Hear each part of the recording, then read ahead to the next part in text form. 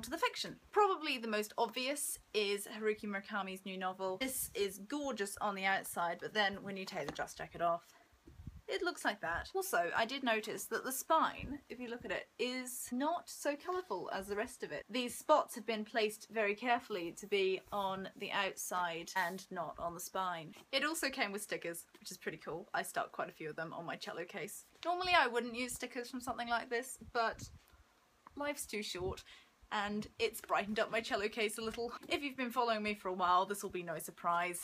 The Incarnations by Susan Barker. I won't talk much more about this because I've talked about it in half a dozen videos at least. I'll link my full review below because I've talked about the design a bit more in there, and there's also a fantastic video on how this illustration was created, so I'll link that below as well. Then I have another one that I haven't read but I'm looking forward to reading. It is Man.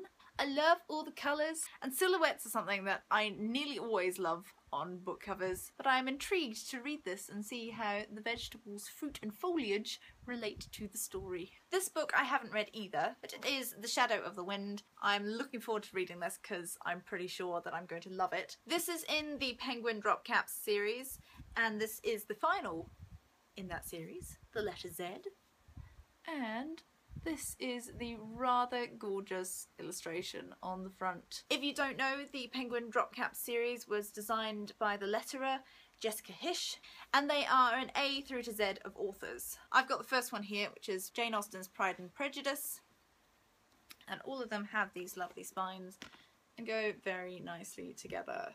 As well as being A through to Z, they also go through the rainbow, so books A and Z are red, all in between are the other colours of the rainbow. Then there's David Mitchell's The Bone Clocks. With this design, all of David Mitchell's novels have been redesigned, and I can't say that I like any of the new designs apart from this one. As I was reading this, I really enjoyed noting the various little symbols and things that were on there and how they related to the story, and I felt like that enhanced my reading experience. It's also another one of these with a sort of velvety, suede-y cover, and this is shiny. You can see sort of in the light there, and that's textured too. I have talked about this previously, I'm sorry if I'm repeating myself. But the new versions of David Mitchell's other works just to me kind of look like badly designed YA. The thing is, David Mitchell's books had a really nice design going, they had a nice theme to them and they went very well together, and now we've got these sort of naff new covers and I don't like them.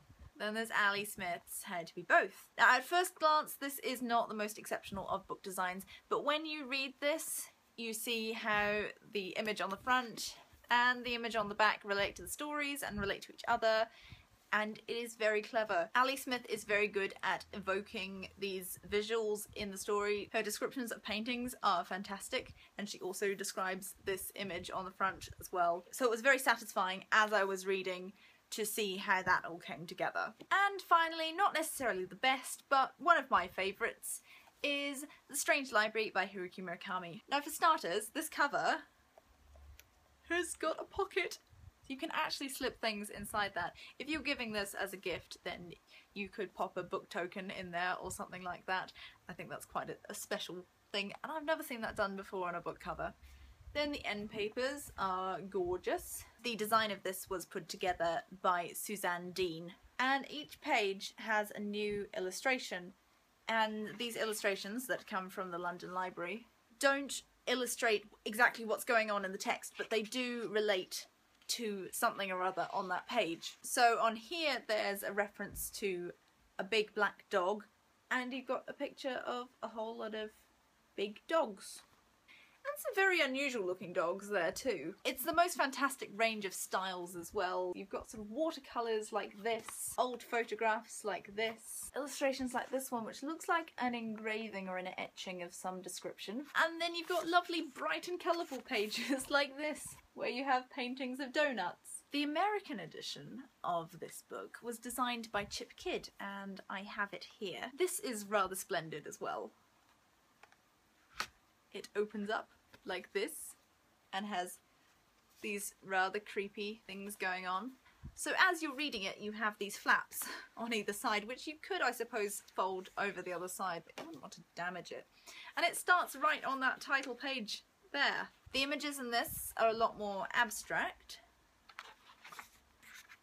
And then, for instance, on this page you have parts of the text in blue and then the rest in black. So there we have it, my picks for the best book design, at least from my shelves from this year. I do go out of my way to find nice editions of the books that I read, and that's because the way that a book is designed has a big impact on the way that you read it. As a budding book designer myself, I like to have these to reference.